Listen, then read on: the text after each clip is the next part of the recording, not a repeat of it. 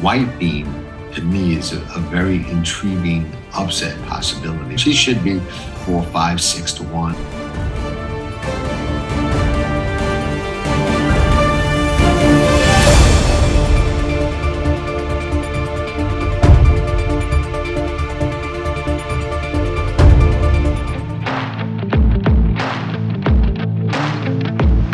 Cogburn, very interesting in Detroit, in my opinion. This is a horse that always showed a lot of potential.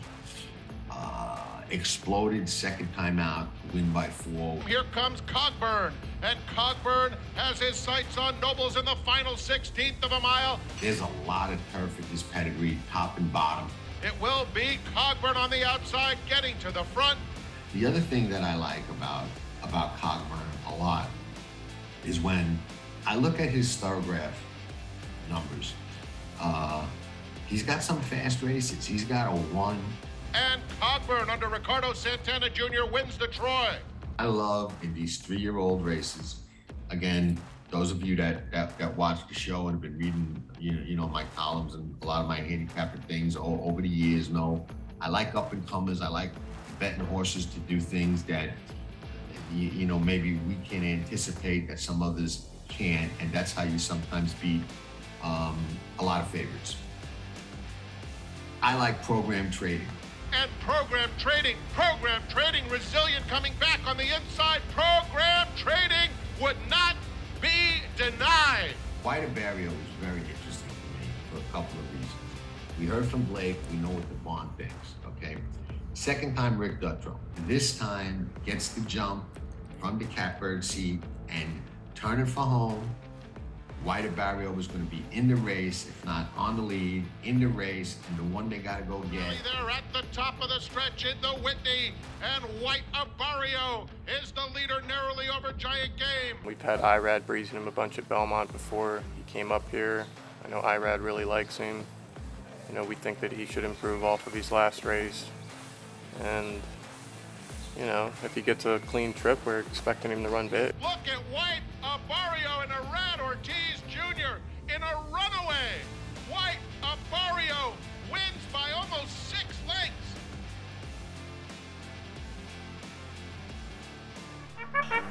Thank you for visiting Past the Wire TV, the YouTube channel of PastTheWire.com. Hello, everybody. I am here with Dan Cronin, Fatbaldguyracing, Keeneland Dan, whatever you want to call him, Ed DeRosa, Horse Racing Nation, well-known handicappers. I don't think we've been together since the Preakness, but we did the Derby, we did the Preakness, and we are here to do the Arlington Million at Colonial Downs. What do you think? Well, I'm glad they've kept the race. I mean, it's $1 million in a grade 1. You know, I wish they would have kept the track too, but I think we all do. I don't think there's anybody that's actually happy about how that went, but yeah, I don't think the Bears are even happy about how that went. No, man, and even from that standpoint, and I know Dan, you're a big football. I mean, Soldier Field was kind of like a staple of the NFL, you know. So yeah. I don't think them Chicago people are going to be happy if they have to drive to Arlington Heights. They're not going to like that if it actually happens. No, I mean, I grew up in Cleveland where they tried the Richfield Coliseum experiment. People just don't want to go out to the exurbs for professional sports. Yeah, I kind of agree. And Lions fans can speak to it as well. Well, what kind of race do we think we have tomorrow? I think this is a really good rendition. You know, the division in general is lacking some superstar power.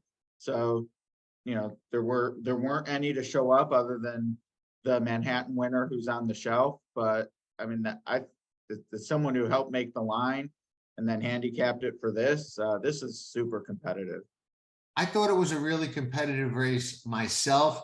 The one thing that disappointed me, and I guess, you know, it just kind of is what it is. I mean, we've got 11 horses, which is not bad, but is really good, especially, you know, for what we've been seeing lately. I would have liked to have seen a couple of European horses come in. I think, you Yeah, know, for this time of year and this much money, we should have had at least a couple. Who didn't get any. That I don't know why, what the thinking behind that is, but I heard there were some quarantine issues with the ship into either DC, or they could have went to New York, and then it's a long van ride, and that, right, you know, I know they tried to hustle Aiden O'Brien pretty hard. Obviously, he was a big supporter back in the day. right. And it didn't work out. So hopefully they figure it out for next year. Because I know they tried. I can for sure say that, and they were willing to put a little money behind it. Just there was a lack of comfort to get the horses through quarantine. All right. Well, we're pressed a little bit for time, so we've got 11. Let's get to it. Ed, we'll start with you and the rail. What do you think of Strong Tide on the Wood? Well, we won't need to spend too much time on this one. I definitely think Strong Tide is among the outsiders. There's only a few in the group because, as we both noted, it is very competitive. But this one, to me, just, you know, looking at a mile and a quarter in this group, I think there's some brilliance, and he just seems to be a couple of. yeah, I agree. I agree. He's a cut below. I try to figure how could he win? Could he send him to the lead and hope that he keeps going? Because I mean, he'll get the distance. That's not an issue. Correct. I just don't think he's fast enough. Because he's not going to stalk and win, and I don't think he can make the lead. I just think he's a cut below. I can't get to him. I agree. I couldn't find a scenario in my mind where he winds up crossing the wire first, unless we get 10 scratches.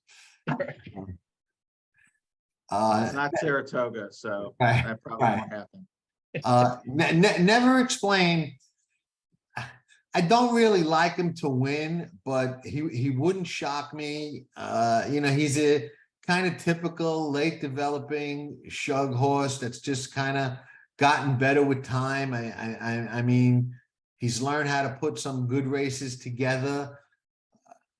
You know, I wouldn't be surprised if he runs well and makes a little bit of noise. I don't pick him to win. I don't think he's going to be the winner, but I wouldn't be surprised to see him in the fight at some point down the lane. Reluctantly, he's my top pick, only because we have to pick somebody. And I didn't really have a huge opinion on, you know, one horse in here. I think I got 3 of them that I think could get us through the pick 4 or pick 5 or whatever you're playing. But I think he's got a big chance to win. I don't like the rider change. I'm not going to sit here and say I do. I mean, Saez is top 2 or 3 rider in the world, and Chaminad's not. Let's just put it that way. But he's not bad. I mean, he's okay. No, he's good. I think he's pretty good, Chaminade. Yeah. I mean, he doesn't. Yeah, I mean, he's you just know. not Saez. So, Right. but the horse is getting better, I think, and I think he's going to be right behind the speed, sitting 4th or 5th, couple lengths off, to where he can make his run. And if he can get the distance, maybe get a good trip, he could pay $15. Now, I wouldn't tell anybody to run and bet on him, but we got to pick somebody. So he's my reluctant top pick. What do you think of him, Ed? I'm more in your camp, Jonathan. I just worry. I mean, it looks like he likes to stalk, and I do think there's some pace in here. So, you know, do you chase? And if not, you try to sit and kick. And I just think there are others here when the real running starts turning for home. I don't know that Never Explains at that level. Definitely get what Dan's saying. So for me, he's a second tier. There's a big single in my mind in the Beverly D, especially with the 2 scratches. So depending on how you structure tickets, maybe you want to use this one, paying $15 with Fev Rover. So I get that over a horse like Atone, who's going to be one of the top choices here, but still for me, middle tier. Who is the single in the Beverly D? Now that Fev Rover. Who? Fev Rover. Oh, okay. Didya and Rocky are both scratching. Right. Rocky, I think, ran today. Yeah, Oh, well, that's why I like Didia. So yeah, yeah, she's out. he's Okay. out, then the other one's a cinch. Right. Back to the million. Ed, while you've got the floor, what are your thoughts on the Juddmonte horse from Brad Cox set piece? This is the one I'm eager to hopefully bet. And I wish I maybe had the line back because I'd probably go a little lower than 6, especially after looking at everything. But he is a constant money burner. So I'm a little nervous about that. But, you know, if he's a $10, $12 horse, that's going to be okay for me.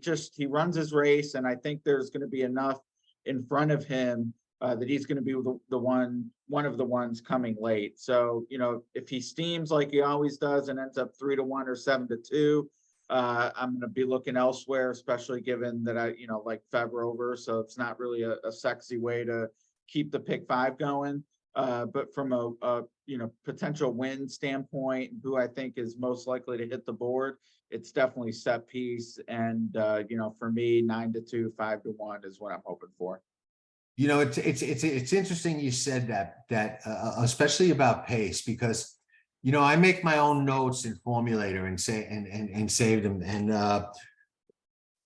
there's about 10 races here where my comment is just bad setup, not enough pace, didn't get the setup, and a lot of those races where he burned money were those kind of races, and this race to me did look like it's set up better for him.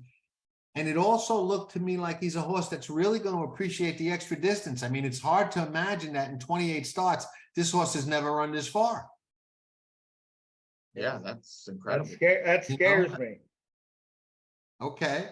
I mean, I think he's one of the 3 that can win. I think there's 3, and I think he's one of them. I just, man, Brad Cox is so sharp, at least in my mind. I think he's one of the top 3 in the country. Why is he all the 1.25 mile races, all the 1 3/8 races out there? Why has this horse never been in any of them? I just don't get it. I don't understand why. So he must think something, and then he throws him in here as a 7-year-old. I mean, if he's 6 or 7-1, like he is on the line, yeah, absolutely. I want him in my pick 4s and 5s. But like Ed said, if he goes down to 2.5, 3-1, then I'm going to hope even if I got him, he doesn't win. And there's 2 schools of thought for what you brought up about Brad. Yes, he's never run him at 1.25 miles, in all those starts, which makes you say, hey, why not? But by the same token, if you respect him that way and he's doing it now, he wouldn't be doing it. I don't think. He doesn't run horses where he doesn't think they can win. So yeah, right. And I mean, last year's Million was 1 1/8 miles because it was at Churchill, and then really otherwise for 1.25 miles for males, I think the Manhattan might be it. So that could help explain it. So Giroux's won this race before. Obviously, that was at Arlington, not here, but yeah, he's in the mix for me. Adhamo.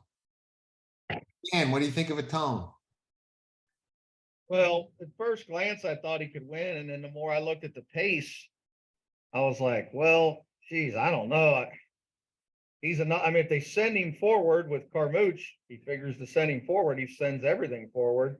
I don't think he can I don't think he can go wire to wire, and I think that price is way too low. I mean, at least I understand why he's 7-2 because he's got 100 numbers, but I just don't think this race sets up for him. I think there's too much gas with him, and that layoff, I think he's going to get tired. I think he's a bad play at 7-2. I'm not using him in the pick 4s or 5s. To me, he's out. I'm gonna toss him as well. Again, like Shug's horse, he won't surprise me if he wins, but he's just not where I land. Especially at the price I think he's going to be. I think the line is pretty accurate. And he gets bet hard a lot, this horse, for whatever reason. And they see all those 1s and they see the 100s. Yeah. So a lot of those guys, they come in and that's how they read a form or program. They just go right to the numbers and they see 100 and they start betting. Yeah, I'm going to fade him, but again, you know, if he wins, I wouldn't be shocked. You like him? You know, he was 7-2 in the World Cup against 11 others off a allowance win. So yeah, the steam's there when it's there. It was part of why I was comfortable making him the favorite. It was odds on in the munis after that, but you have to think he's going to go to the lead, and Carmouche has experience doing that. I agree with both of you with the pace concerns. I think he'll dig in. I mean, I think he'll get a thrill. He was only beaten a length. I mean, you see the 5th in the dinner party, but that was a blanket finish, and some good ones ahead of him. Just couldn't see it out. For whatever reason, they go slow. Maybe things get interesting, but is the chalk or even second choice, he's tough to back with the dynamics. I agree. What are your thoughts, Ed, on one of Chad's 2 runners, Rock Emperor? I'm excited because this is actually a horse who doesn't seem to take money despite being Chad. The last time he was favored, he won, which is a very short field. The number power is there. And, you know, if I only had the sheets to look at to say who's going to be the favorite, he may have been it right there with Set Piece. But just, you know, as Dan said, people look at the PPs, they're going to see 9th by 9, going to see a couple 4th place finishes. They're going to see he didn't take a lot of money in those races. So I think there is some opportunity. Now, he's by no means is going to be overlooked here, but the number power is too good. He's on all my tickets, and I'm hoping the 5-1 holds. Dan? Yeah, I agree. I think he can win. I think he's one of them that can win. And Johnny V's not going to hurt him. You know, obviously the concern is the last couple of years, he's only run 7 times. He's got the 1 win in the Bowling Green. Other than that, he's been pretty flat. But the distance isn't a concern. Obviously, Chad's not a concern. The no Lasix isn't a concern. I think he's going to get the pace, and he's a dead closer. I think he's going to be rolling at the end. I think he's got a big chance to win. And 5-6-1 to me is perfect for the pick 4s and 5s. He's going to be on my ticket. Okay. Agreed. I respect him.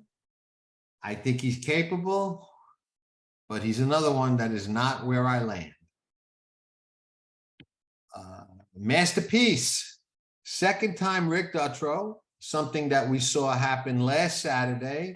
That humble brag was one of my best wagers in a very, very long time. I love the White Abarrio. And you guys know the way I bet. When I really like something like that, I try very hard to make it count. And I was able to do that last week. And one of the reasons, and there were several, but one of the reasons that I liked White Abarrio was that it was 2nd time Dutrow, and he had more time with the horse. Nothing against, you know, Safi or McCarthy or Chad, even, who obviously had him before that. But I think on that alone, he's dangerous. He's an absolute use for me. Well, it's hard to argue against Dutrow. My biggest concern was he was bet well back for Babe, the brief layoff, and ran okay. He was 2nd, but at 3-2, maybe would have liked to seen a little bit more. And the number came back one of the slowest performances of his career, period. So for me, you know, applying the numbers theory, so to speak, I just worry that can Rick have him jump up that much more to get back to where he was running. Now, if yes, and 12-1 isn't a bad price to find out, admittedly, he's absolutely in the mix.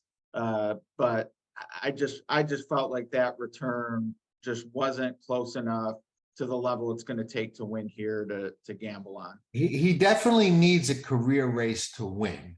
All right. And I agree with that. I made my own excuse for his last race, and maybe I'm right and maybe I'm wrong, but I look at the splits and I see 25, almost 26, almost 51 to the half, not much to rally into. on a yielding turf course, which, you know, I'm thinking he's not going to get on Saturday. That was the first time he'd ever been on that kind of course. So I'm saying maybe he didn't like it. You know, wasn't really his distance.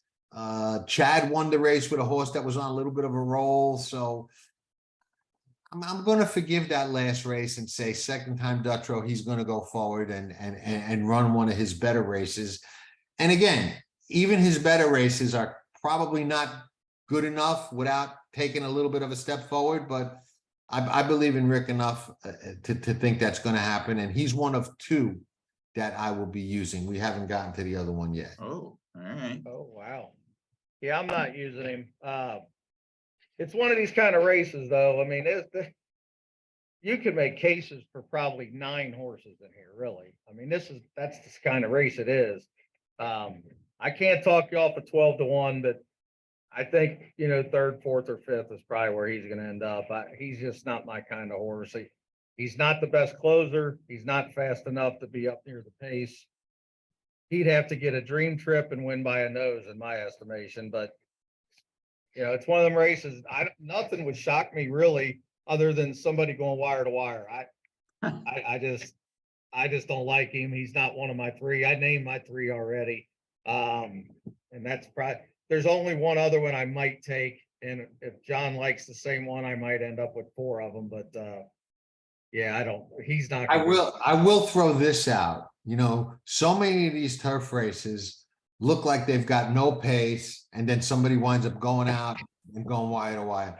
And sometimes you got these races that look like there's a ton of pace and nobody goes except one horse, and you're scratching your head saying, how is this horse alone on his lead with all these other horses that look like they have pace? So it's very tough for me to be confident in my pace projections in these grass races. And I don't know why or how we've evolved to that, or maybe it's just me, but yeah, I agree. Looks like a lot of speed, and you know, we're all looking for a closer, and watch somebody go wire to wire and nobody Right. him the whole way, you know, and he just steals the race. So strong quality.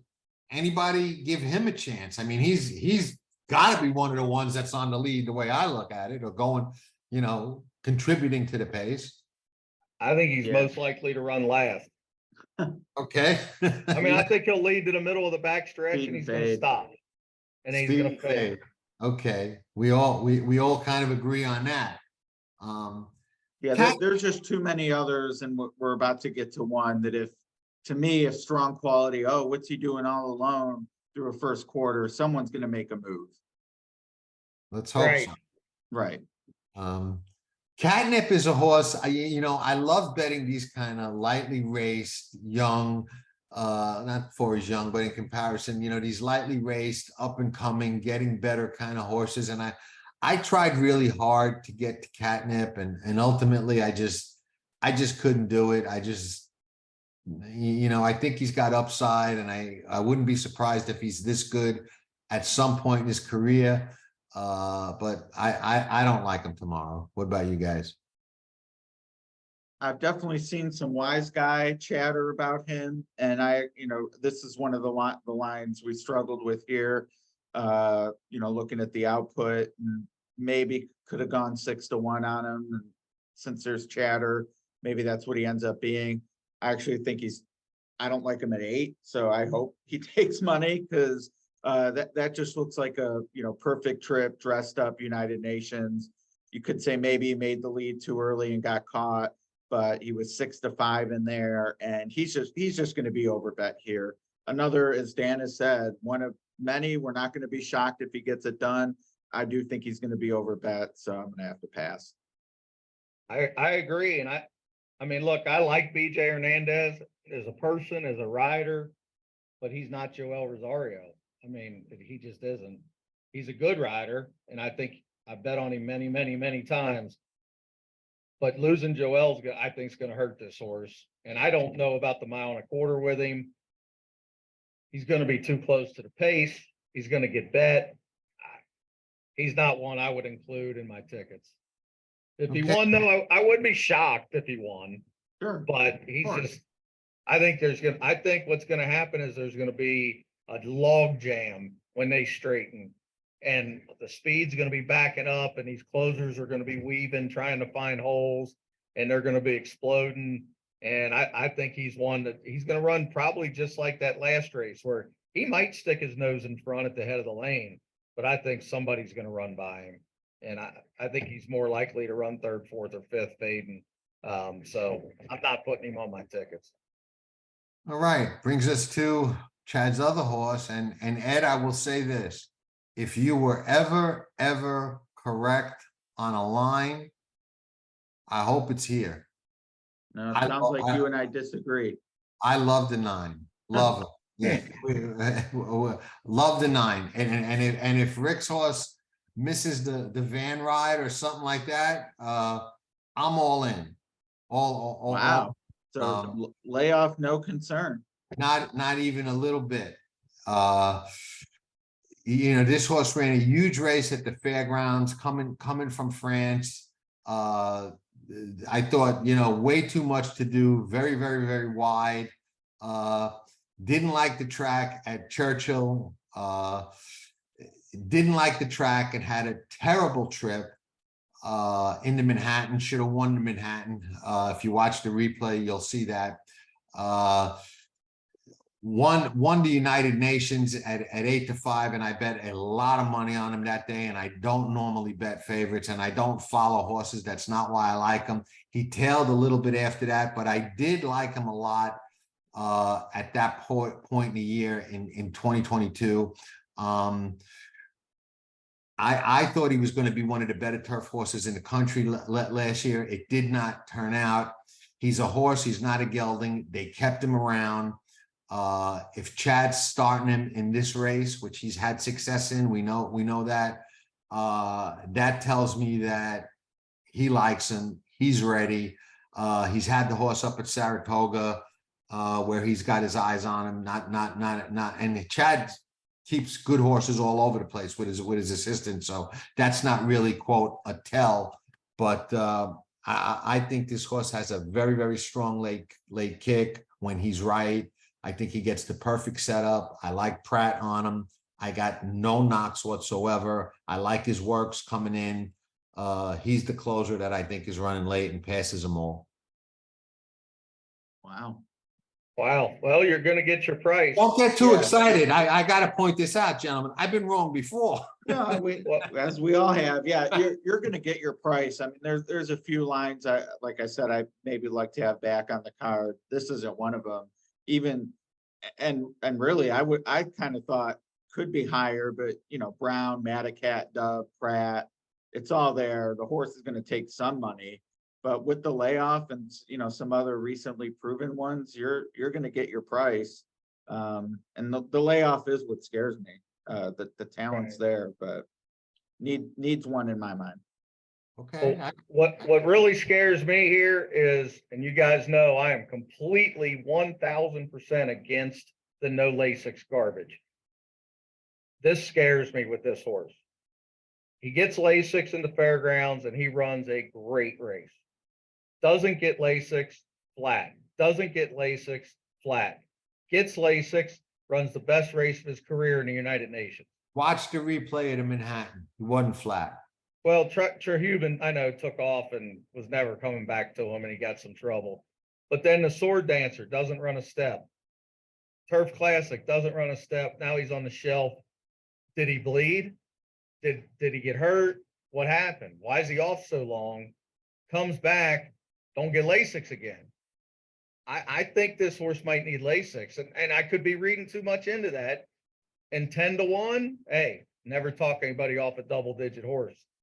He would be my fourth horse if I went to a fourth horse in the pick 5 once I figure it all out and everything, you know, because I think that one sprint with the McPeak horse and the rail horse are the only two you need. You got the Cinch and the Beverly D, so we can probably go pretty deep in here and not have a huge ticket. So maybe I put this horse in as my fourth, but that no Lasix really scares me that he may not only need a race, but he may be one that needs to be in an optional claimer or sent Wow. somewhere where you're allowed to get Lasix. So Odds on horses and other legs of a pick 5 make strong bedfellows. So maybe we'll all be Team Jonathan by the time this race comes around. But Maybe. vertically, Well, but the only difference is Team Jonathan is going to just be him and maybe Dutro, and maybe not even. I may just game time decision just go with the 9. You know, so stay tuned. get that kind of price, why not? Yeah, no, I think he runs a big race fresh. I really do. Win for the money. Anybody? nah, I think pass. I think if Ruiz sends him, he could just inject some pace. But other than that, I think he's fading by the backside and hopefully gets out everybody's way. You know, that Ruiz as a rider is underrated and under the radar. I don't really know a lot about him, but I watch him and he's you know, he's got a live horse. He puts him in the game. He really does. He's winning some races. This pedigree though is a concern for the distance too. It's appreciate them supporting the race, but this would be my least likely winner. Yeah. Okay, interesting. Yeah, I could see him 30-40 to 1. Brings us to last year's winner, a horse that early in his career I thought was really going to be special, and he's a quality horse. He did win this race last year. He's beaten the horse I like, and the horse I like has beaten him, but he seems to have tailed off to me. I don't know. I mean, those 2 races on dirt, now he's going back to the grass. That could, you know, help a lot. He lost to Up to the Mark, who's probably or arguably the best turf horse this year, or one of the best turf horses this year. I would argue maybe the best one. Does he bounce back tomorrow, guys? Not for me. Not for me. And hey, he owes me nothing after that win at Churchill when we just flogged him. So I love this horse in my mind. You know, you want to follow the horses that you're lucky with, right? But I just can't. Why did they put him on dirt? I have no idea. And then after those 2 bad experiments, now he's back in a grade 1, and I don't know. I just don't understand what they're doing with him. And he's a Godolphin. He's a full horse. I don't know. I just don't get it. Maybe he pops up and runs huge again like he did last year, but I think he's going to be too close to the pace too. He's one that the only one I like that's going to be close to the pace is Never Explained. The rest of them I don't like. I'd rather take somebody from way back, and I just don't see it. He'll probably be a 8 to 1 too. I think you're dead on with the number. I don't know. Yeah, he's not on anything for me. The times he's lost touch early, he's absolutely nowhere. And when he's close, his last 3 races, he doesn't stick around. The shine's off for me. Yeah, I'm more to that camp as well. I keep looking at him though. Something keeps gnawing at me that makes me go back looking at him. Maybe it's because I got a Godolphin hat on. I don't know. No disrespect to Godolphin, but I'm gonna have to go against you guys here. But so interesting race. We've got some differing opinions. Yeah. Which is always interesting. I kind of like that. It shows that it's a competitive and interesting renewal. So should be an exciting race to watch. I'm excited to see Colonial get a race like this.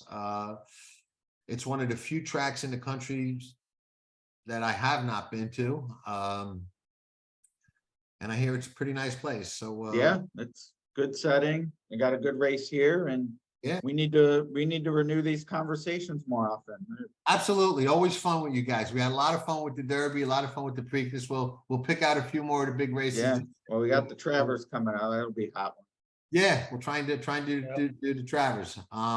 And Anybody throw anything in? I know you've got some strong opinions at Saratoga tomorrow. Want to throw them out real quick before we go, or are they? Yeah, absolutely. I was a little distracted because Marcellus was pulling away, and I bet a bunch of money on him at Saratoga. I got 5 to 2. I got 5 to 2, so I'm happy with that. Is it all right if I catch Dan's picks when I watch this? Yeah. Yes, go ahead. You got to run. You got another show. Go ahead. All right. Good luck, guys. All right, All right, Ed, I'll talk to you soon. Ciao.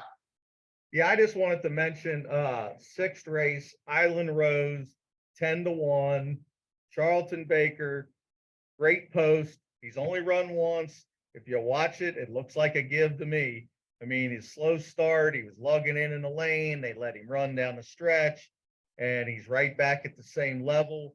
I think 10-1. I think the price will hold too, because you got McCarthy. You don't have Irad or Jose. He's not going to get bet hard.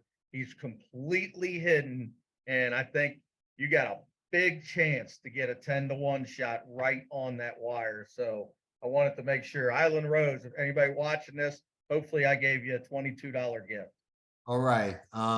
I do have some opinions on the card tomorrow. I'm not going to bore you with them here. We've got our weekly Saratoga show, Saratoga Saturday. We do it every Saturday at a meet on Past the Wire TV. Last week, we liked 3 horses, Cogburn, Program Trading, and White Abarrio. They all won. So hard to beat that. If you're not watching Saratoga Saturday on Past the Wire TV, you got to hate money. Dan, always a pleasure, man. Go get them. All right, my man. And we'll do a few more of these going forward, man. All right. Thanks for having me. Have fun. Make some money. Ciao, ciao.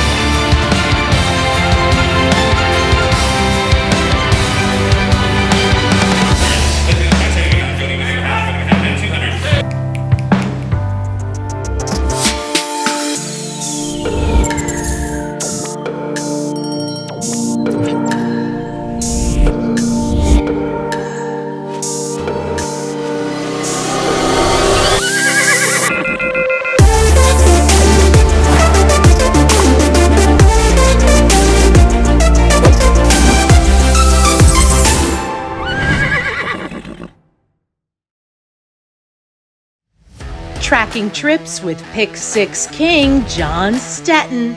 It's one of the best tools in horse racing for any level of player. It's your second set of eyes, spotting troubled trips, betting angles, track trends, horses to watch and favorites to fade, 10 figs, ticket structure, and more. At Tracking Trips, you're a friend with benefits. Not a member? You must hate winning money. Join Tracking Trips now. Visit pastthewire.com and we'll see you in the winner's circle. Remember, nobody does it better. Frankie Dettori. Ciao, Frankie. Tutto a posto. Tutto a posto. Yes, that's a good start. So you haven't lost your Italian. Frankie Dettori, legend, world-class jockey, one of the best ever to sit in the saddle, ambassador to the sport of kings. Meet Frankie during his fanfare like never before, only on Past the Wire TV.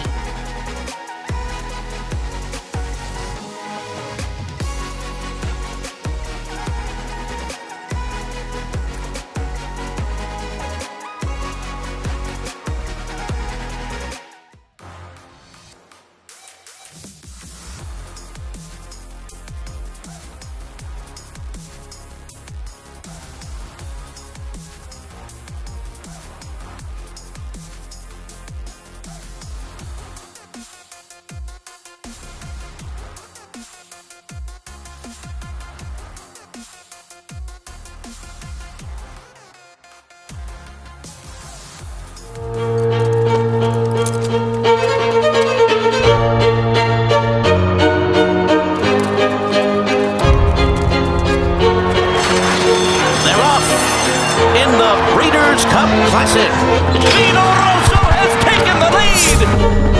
And it's a vintage performance by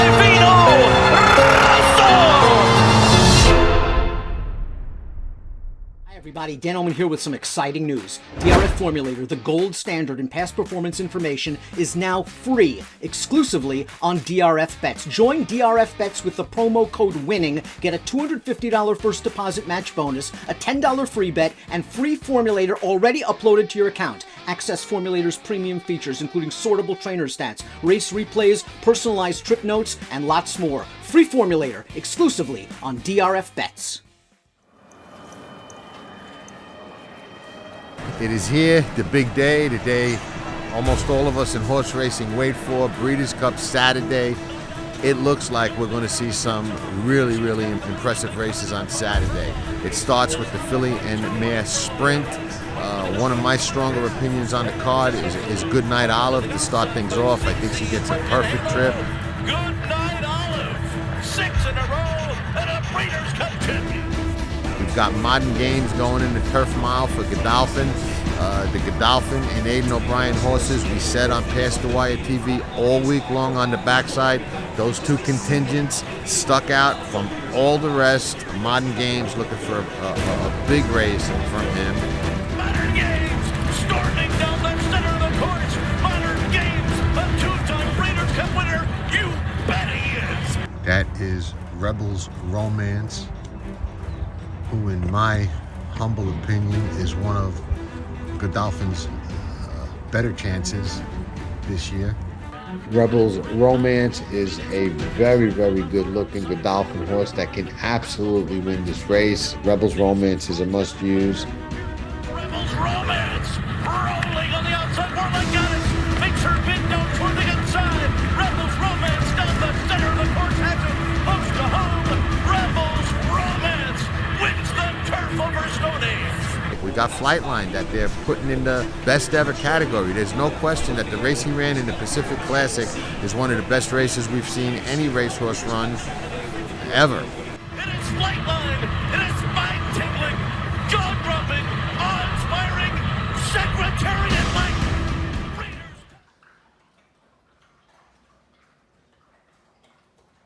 Does it better.